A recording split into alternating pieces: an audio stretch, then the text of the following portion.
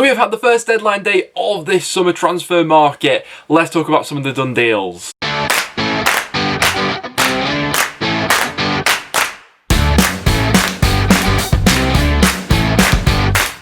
So we're in a bit of a strange time at the moment. The international transfer market closed last night. However, domestic clubs still have the chance to do business between themselves up until the 16th. So we've got quite a bit to go over. We had quite a few done deals go through on deadline day, which we'll be touching on today. And we've also got a bunch more transfer rumours to go over as well. So as always, if you do go to enjoy, make sure to leave a like. But before we do hop into anything, a big shout out to our sponsors over at OneFootball. As always, you can find the new OneFootball app in the top line of the description down below. Really handy to go ahead and keep up to date with all the transfer activity that is going on around the Championship and at your club as well. We've had, like I say, quite a few deals go through. It's hard to keep up with them all the time, isn't it? But if you also want to get live updates to your phone whenever a goal does go in, check out the recent stats of players from your club, then go ahead and do that with OneFootball. But without any further ado, let's hop into some completed deals which have gone through in the past week. And starting out with Preston North End, we were the last club in the 92 to go ahead and sign a player, but we finally got a deal over the line. Emil Reece-Jacobson has come in. He actually featured at the weekend against Brentford in that comeback, came off the bench, and realistically it's what we've been crying out for since we've lost Jordan Hugo, really. A mobile striker who's able to have that hold-up play about him. Obviously Jaden Stockley I still think it's alright as a plan B option, but a starter week in week out, I don't think he quite fits the bill for us. Whereas Emil Reece-Jacobson has a lot of raw attributes that I like about him. He's 6'3", he's got a turn of pace about him. He's been signed from Randers FC in Denmark, where he's got a decent goal scoring record there as well. He has been in England before though. He came up through the Derby County Youth Academy. The fee being talked about as well, around 1.2 million, so by all accounts ticks a lot of boxes for what we're looking for. Another striker who was on the move, Victor Gyökeres, has completed the move to Swansea City on a season-long loan. He also played out the weekend as well, came off the bench against Millwall. I like this player a lot. I saw him play when Brighton came to play Preston at Deepdale in the EFL Cup. Really good movement about him. Swansea are probably the best sort of club to unearth these gems, getting them on loan deals from Premier League clubs. We saw how well they did with that market last season, and there was a lot of interest in Gyökeres. That one's one to really get excited about, I think. However, one player leaving Swansea has been Christopher Peterson. Now, there was a bit of drama around this move actually, because he was set to be involved in the matchday squad at the weekend against Millwall. He then received a text from the owners basically saying not to include him as the player is going to be sold. Now, Steve Cooper's come out and said that he was very much in his plans for this season. We all know that Swansea squad in a couple of areas is looking fairly thin at the moment. The deal in the end said to be worth around 400 grand plus add-ons as well. Peterson, we never really got to see all too much of him in the Swansea City shirt, did we? One of the biggest moves of deadline day was Ben Godfrey making the move to Everton for a fee of around about £20 million. That could be rising up to 25 with add-ons on top of that. Now, Ben Godfrey, what a player he's been at Norwich, crucial in that promotion season for them. A centre-half who's comfortable bringing it out from defence. You can see why the Premier League interest was there, especially with a club like Everton and how they look to develop players like Godfrey. But I think that Norwich will be fairly happy with the money they got for him there. I think that's a fair deal for all parties involved, really. Added to that as well, they already have the ready-made replacements in the squad. You know, obviously they brought Ben Gibson in for this sort of eventuality, you feel like. Overall, I feel like it's been a good transfer window for Norwich so far. They brought in a lot of quality. They've let go of a couple of big players, but they got good fees for them. And they've still got hold of the likes of the Emi Buendias, the Timu Pukis, the Todd Cantwells and the Max Aarons. Queen's Park Rangers had quite a busy transfer deadline day. They completed the deal for Willock. He spent last season out on loan at Huddersfield, where he was quite similar to a lot of other Premier League loans around that time of the season, really, whereby he'd have some really good games and some games where he wouldn't be as involved as much. But the way that QPR like to play, I think Chris Willock will really fit in there. He's a dynamic sort of winger who likes to take his man on. It injects another bit of creativity into that squad, obviously, as they're looking to replace some of those sparks from Eze last season. I like a lot of the options that QPR have got going forward. I think with the signing of Macaulay Bonne the other week as well. And they also completed the deal for Albert Adoma as well, this one on a free transfer. I quite like Albert Adoma, 32 years old. I think he'll be a good alternative in the QPR squad as well. Hasn't played all too much football over the last couple of years. Obviously, he was sort of in and out of that Forest squad, then got that loan out to Cardiff last season, where I thought he did well in the games he featured in. Nottingham Forest had quite a busy deadline day. We've seen that link up between Olympiacos and Forest again, obviously with the connection with the owner there. They brought in Cafu on loan. It's another defensive midfielder option coming in there. They're just stockpiling these at the moment, aren't they? He's coming in on loan for the season, and I don't really know what to make of Forest at the moment, to be completely honest. With their recruitment policy, it seems a little bit scattergunnish, like they're just trying everything and surely something will click eventually. Listen, he may go on and do well, but it's another one which I'm not completely sold on as of yet. And one player we saw going the other way was Thiago Silva. Now, I'm a little bit disappointed we're not going to see more of him in the Championship, really. Last season he had flashes of brilliance, that's how I describe him. He wasn't always the most involved, like some games he'd go missing or something like that, but when he was on his game, and he did go through a few sort of periods of the season where he really was on form and things really started to seem to be clicking for him. He was a wonderfully gifted technical footballer, and it's a shame we're not going to see more of him in the Championship. Obviously, they have that replacement there in Luke Freeman. Nuno da Costa's also departed from Forest. I thought that he started to show quite some promising signs towards the end of the season, but we're not going to be seeing him in the Championship for the rest of the season. Reading completed the loan signing of Thomas Esteves. He's coming on loan from Porto for this season, and I've got to admit, I'm liking a lot of what Reading are doing at the moment, and it seems a bit strange because it's always a club who seems to be on the edge of a cliff and things are like one day away from impending disaster and things like that, but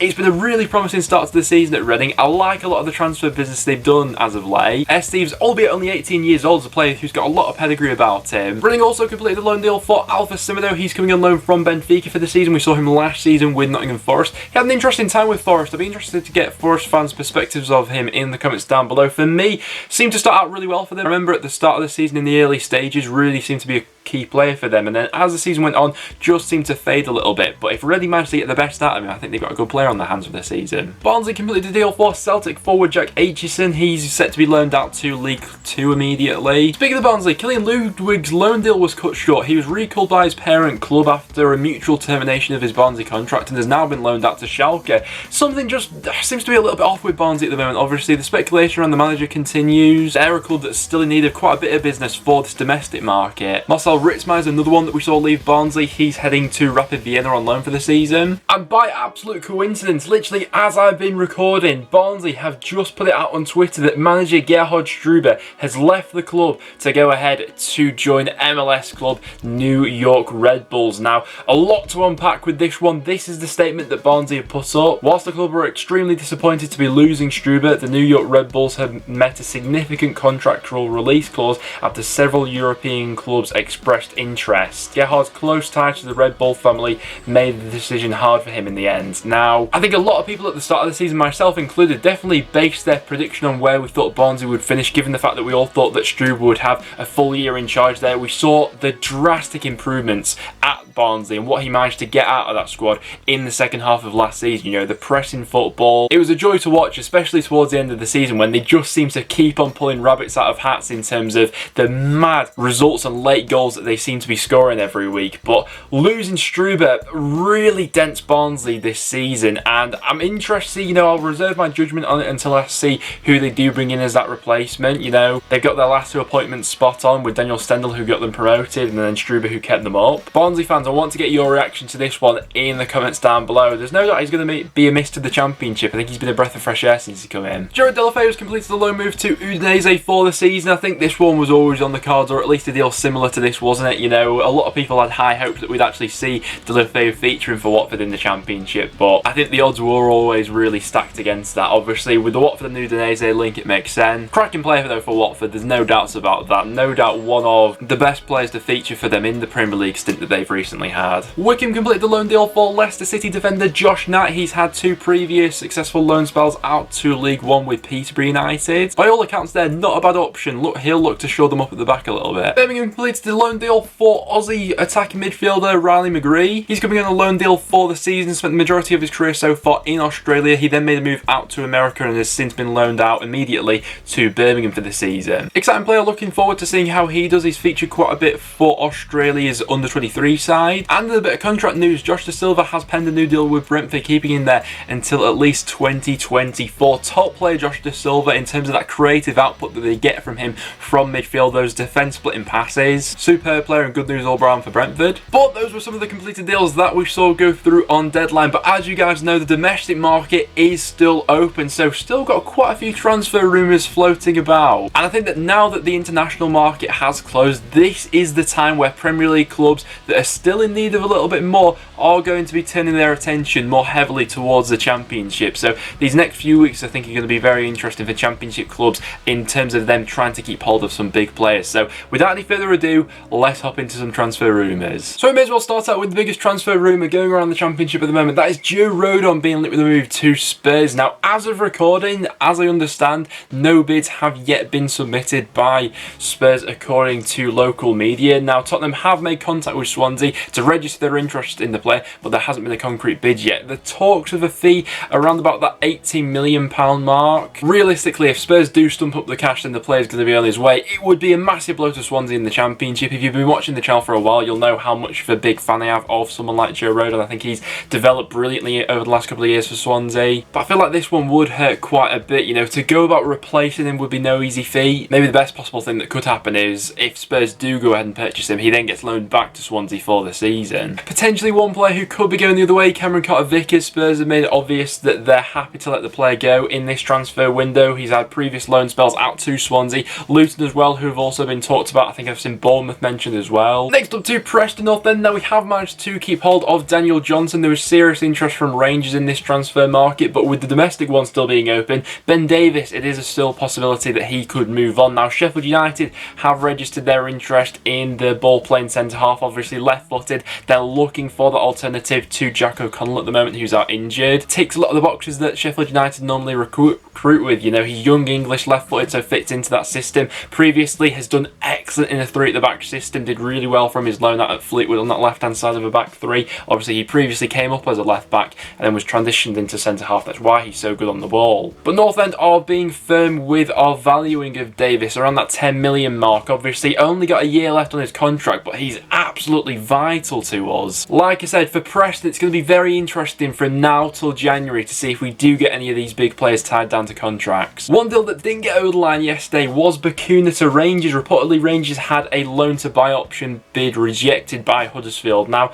Bakuna's a really interesting one. He showed flashes of absolute brilliance last season at Huddersfield. Very much is a sort of moments player. You know, throughout the match can be very up and down. It's hard to gauge his form at times. But Huddersfield did manage to fend off interest from Scotland in him. One transfer rumour that, to be honest, I think it's going to go all the way to deadline day because this one has been going on for absolutely ages. Colin Grant's still being linked with a move to West Brom. He's not been involved for Huddersfield in this season so far. I think it's clear to see that the player does want the move, but Huddersfield are sticking tight to their evaluation of the player. Now, West Brom could possibly look to alternatives. They have been linked with both Watford strikers Troy Deeney and Andre Gray if they do decide to pursue a different type of deal. Watford themselves, I'm interested to see how the rest of this domestic market, how their squad's shaping up at the end of this. Because another player who's still at Watford at the moment is Etienne Capoue, who I thought everyone sort of gathered that would be off. You know, the player did want away from Watford, but now he only has the alternatives of going somewhere domestically. So there is that chance now that Watford keep hold of him. Obviously a crucial player for Watford in their years in the Premier League, but is the player's mindset right? I don't know. Watford fans, what do you think of this one? One possible alternative that West Brom could be looking at, I've seen Fulham have been linked to him as well, has been Danny Welbeck. He was released from his contract at Watford, so is now a free agent. I wouldn't be surprised to see him making